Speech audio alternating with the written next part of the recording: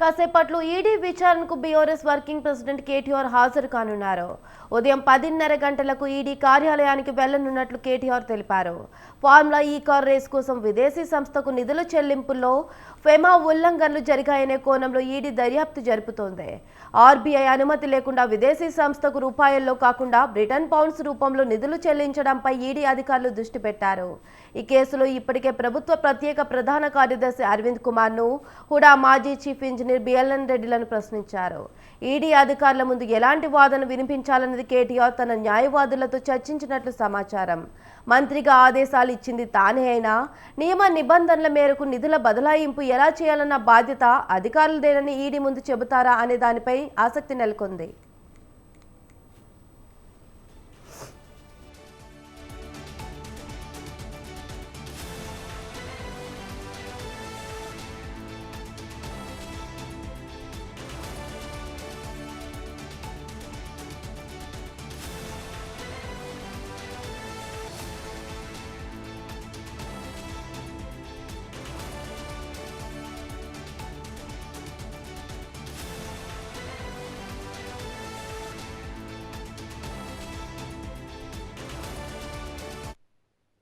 కాసేపట్లో ఈడీ విచారణకు BRS working president KTR హాజరు కానున్నారు.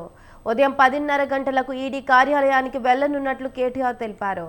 ఫార్ములా ఈ కార్ రేస్ కోసం విదేశీ సంస్థకు నిధుల చెల్లింపుల్లో ఫెగా ఉల్లంఘనలు జరిగాయనే కోణంలో ఈడీ దర్యాప్తు జరుపుతోంది. ఆర్బీఐ అనుమతి లేకుండా విదేశీ సంస్థకు రూపాయల్లో కాకుండా బ్రిటన్ పౌండ్స్ రూపంలో నిధులు చెల్లించడంపై ఈడీ అధికారులు దృష్టి పెట్టారు.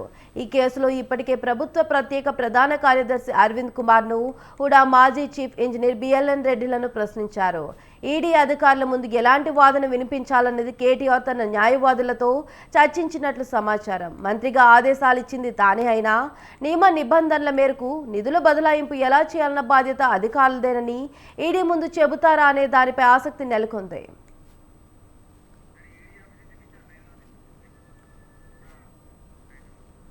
ఇదే విషయంపై మరింత సమాచారం ఈడీ ఆఫీస్ నుంచి విశాల్ లైవ్ లో అందిస్తారు.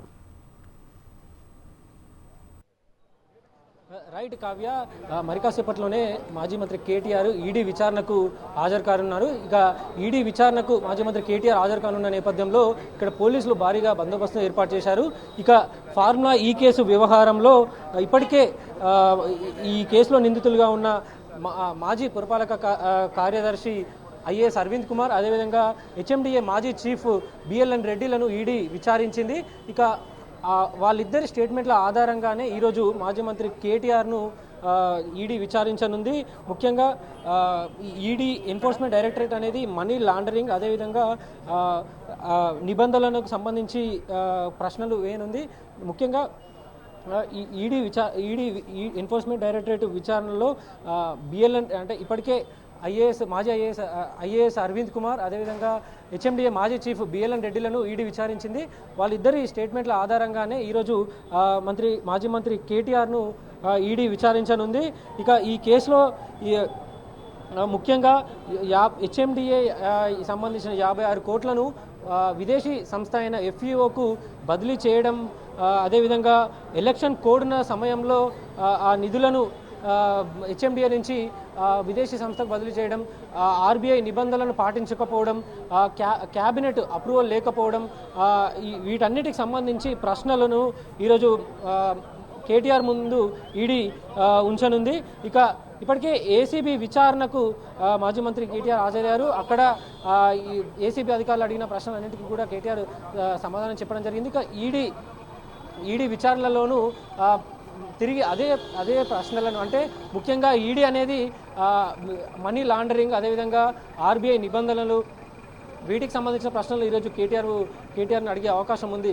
కాబట్టి అంటే వీటికి సంబంధించిన ప్రశ్నలనే కేటీఆర్ ముందు ఉంచే అవకాశం ఉంది. ఇక ఇప్పటికే ప్రభుత్వం ముందు నుంచి కూడా ఈ కేసులో ఎఫ్ఐఆర్ నమోదైనప్పటి నుంచి కూడా తన వాదనలు వినిపిస్తూనే ఉంది.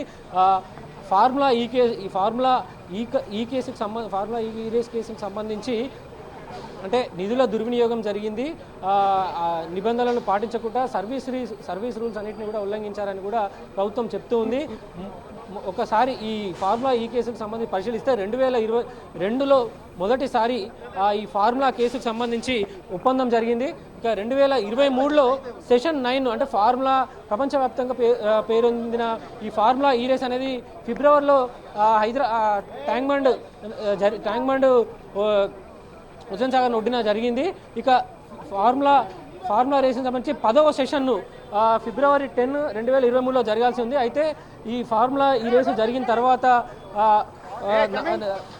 జరగడం వల్ల తాము నష్టపోయామని గ్రీన్కో అనే సంస్థ తప్పుకుంది. దీంతో 2024లో జరగాల్సిన ఫార్ములా ఈ race రద్దయింది.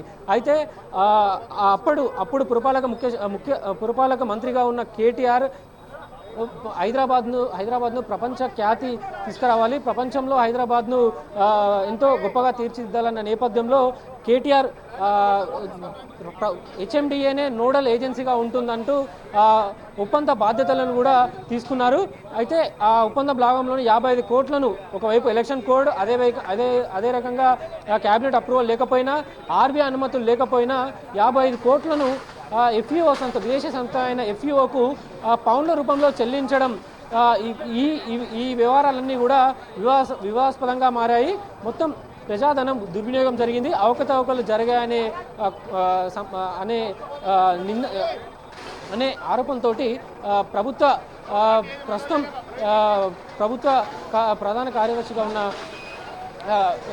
HMDA Dana Kishore case file చేశారు. ఆ కేసుకు సంబంధించే ఈ మొదటి నుంచి ఎఫ్ఐఆర్ అనేది నమోదవ్వడం, అక్కడి నుంచే ఈ కేసు అనేది ముందుకు కదిలింది. ఇక కేటీఆర్ కొద్ది క్షణాల లోపలనే ఇక్కడ రానున్న నేపథ్యంలో ఇక్కడ పోలీసులు భారీగా బందోబస్తును ఏర్పాటు చేస్తున్నారు. ఇక ఈరోజు ఈడీ విచారణ నేపథ్యంలో ఎన్నో సందేహాలు, ఎన్నో ప్రశ్నలు కూడా లేవనెత్తుతున్నాయి. ఎందుకంటే గతంలోనూ ఈడీ విచారణ జరిగిన నేపథ్యంలో మాజీ ఎమ్మెల్సీ కవిత ఈడీ విచారణ తర్వాత అరెస్ట్ చేయడం జరిగింది. అదే సీను ఇక్కడ కూడా రిపీట్ అవుతుందా అనే ఒక సందేహాలు, అదేవిధంగా ప్రచారం కూడా సోషల్ మీడియా వేదికగా జరుగుతుంది. ఇక కేటీఆర్ మరి కాసేపట్లోనే ఇక్కడికి చేరుకోనున్నారు. ముఖ్యంగా కేటీఆర్ తనపై ఎఫ్ఐఆర్ నమోదైనప్పటి నుంచి కూడా తను చెప్తున్నది ఒక్కటే, హైదరాబాద్ ప్రతిష్టను పెంచేందుకే తాను ఈ ఫార్ములా ఈ రేస్ను ఇక్కడ నిర్వహించాను. గతంలోనూ ఇక్కడ ఫార్ములా ఈ రేస్కు సంబంధించి కొన్ని ప్రయత్నాలు జరిగాయి. ఇక ఇప్పుడు కూడా ఈసారి కూడా తాను హైదరాబాద్ ప్రతిష్టను పెంచేందుకు ఫార్ములా ఈ రేస్ను ఇక్కడ నిర్వహించాలనుకున్నాను. కానీ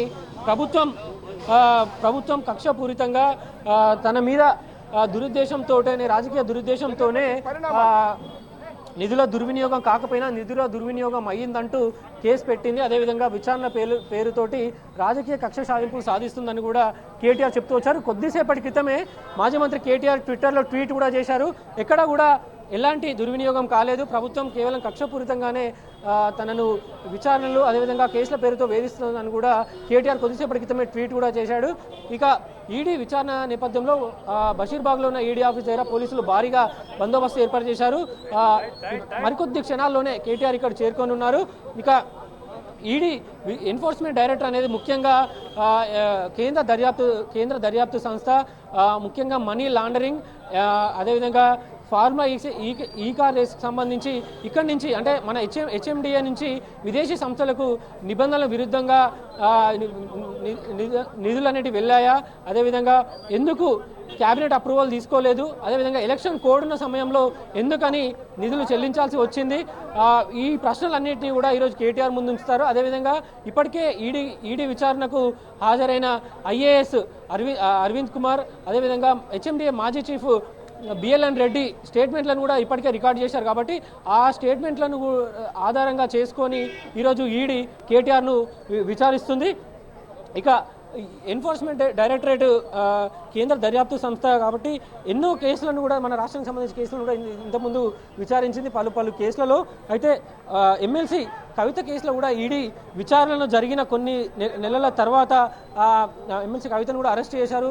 కొన్ని నెలల పాటు కూడా కవిత జైల్లో ఉండాల్సి వచ్చింది. అయితే ఇక అదే సీన్ రిపీట్ ఈ కేటీఆర్ వ్యవహారంలో జరుగుతుందా అనే అనుమానాలు కూడా వస్తున్నాయి. ముఖ్యంగా కేటీఆర్ విచారణకు సంబంధించి అటు మొదటి నుంచి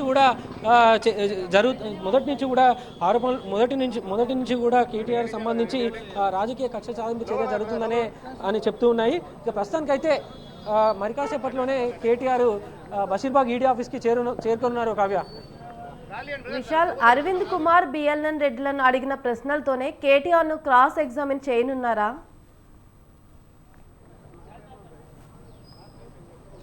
రైట్, తప్పకుండా. ఇప్పటికే ఈడీ ఆఫీస్కి ఈడీ విచారణకు హెచ్ఎండిఏ మాజీ చీఫ్ బిఎల్ఎన్ రెడ్డి, అదేవిధంగా ఐఏఎస్ అరవింద్ కుమార్ ఇప్పటికే విచారణకు హాజరయ్యారు. వారి స్టేట్మెంట్లను కూడా ఈడీ రికార్డ్ చేసింది. ఆ స్టేట్మెంట్ల ఆధారంగానే ఈరోజు కేటీఆర్ను ఈడీ విచారించే అవకాశం ఉంది. ఇక ముఖ్యంగా ఒకటి, ఈ ఆర్బీఐ నిబంధనలు పాటించకపోవడం, అదేవిధంగా మనీ లాండరింగ్, ఎలక్షన్ కోడ్ ఉన్న సమయంలో ఈ నిధులను చెల్లింపు, వీటన్నిటికి సంబంధించి కూడా ఈరోజు కేటీఆర్ను ప్రశ్నించే అవకాశం ఉంది. ఇక ఈడీ విచారణ నేపథ్యంలో బషీర్బాగ్ ఈడీ ఆఫీస్ దగ్గర పోలీసులు భారీగా బందోబస్తు ఏర్పాటు చేశారు. ఇక ఈడీ కేసులకు సంబంధించి అంటే కేంద్ర దర్యాప్తు సంస్థ అయిన ఈడీ కొన్ని రాష్ట్రంలో వివిధ కేసులను కూడా విచారించిన క్రమంలో ప్రముఖులను అరెస్ట్ చేసిన సందర్భాలు కూడా ఉన్నాయి. ముఖ్యంగా ఎమ్మెల్సీ కవితను ఈడీ విచారించిన కొన్ని నెలలు కొనసాగింది. ఆ తర్వాత ఎమ్మెల్సీ కవితను ఈడీ అరెస్ట్ కూడా చేసింది. కొన్ని నెలల పాటు కవిత జైల్లో ఉండాల్సి వచ్చింది. ఇక అదే సీను ఈ కేసులో కూడా రిపీట్ అయ్యే అవకాశం ఉందనే అనుమానాలు, అదేవిధంగా ప్రచారం కూడా జరుగుతోంది. ముఖ్యంగా ఇప్పటికే ఈ ఫార్ములా ఈ కేసుకు సంబంధించి ఏసీబీ విచారణకు కేటీఆర్ హాజరయ్యారు. కొన్ని గంటల పాటు ఏసీబీ కేటీఆర్ని విచారించింది. కేటీఆర్ కూడా ఈడీ అడిగిన ప్రశ్నలకు కూడా సమాధానాలు చెప్తూ వచ్చారు. ఎక్కడ కూడా నిధుల దుర్వినియోగం కాలేదు, నిబంధనల మేరకే తనకున్న అధికారాల మేరకే నిధులని చెల్లించాము అని కూడా కేటీఆర్ ఏసీబీకి తెలపడం జరిగింది. ఇక ఈరోజు ఈడీ అడిగే ప్రశ్నలకు కూడా కేటీఆర్ ప్రశ్నలకు సంబంధించిన సమాధానాలు కూడా చెప్తారు. ఏసీబీ విచారణకు హాజరు క్రమంలో కేటీఆర్ తన వెంట లాయర్లను లోపలికి తీసుకెళ్లేందుకు ప్రత్యేక అనుమతి తీసుకున్నారు. కానీ ఈడీ విచారణకు హాజరయ్యేందుకు కేటీఆర్ లాయర్లను లోపలికి తీసుకొచ్చేందుకు ఈడీ అనుమతి ఇవ్వలేదు. ప్రస్తుతానికైతే ఈడీ ఆఫీస్ దగ్గర పోలీసుల భారీ బందోబస్తు కొనసాగుతుంది. ఇక ఈ కేసుకు సంబంధించి ఒక వివరాలను పరిశీలిస్తే 2022లో అక్టోబర్లో ఈ ఫార్ములా ఈ కార్ రేసు ఒప్పందం అనేది జరిగింది. 2023 ఫిబ్రవరిలో సెషన్ 9 అంటే ప్రపంచవ్యాప్తంగా ఫార్ములా ఈ రేస్ సెషన్ 9 అనేది జరిగింది.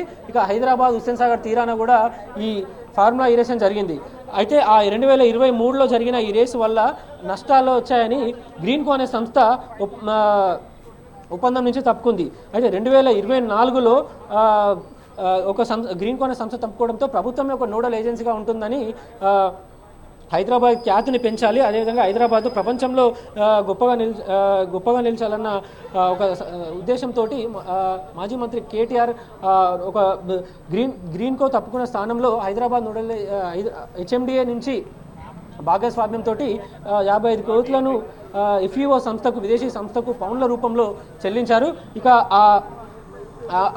అదే సమయంలో తెలంగాణలో ఎన్నికల కోడ్ అమల్లో ఉంది. అదేవిధంగా అప్పట్లో కేటీఆర్ పూర్తిస్థాయి మంత్రి కూడా కాదు, ఆపద్ధర్మ మంత్రిగానే ఉంటారు.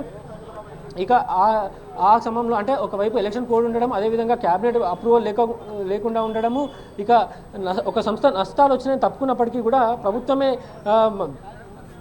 నోడల్ ఏజెన్సీగా ఉండడము, ఇవన్నిటి కూడా ఎన్నో అనుమానాలకు దారి తీయడంతో ప్రభుత్వ హెచ్ఎండిఏ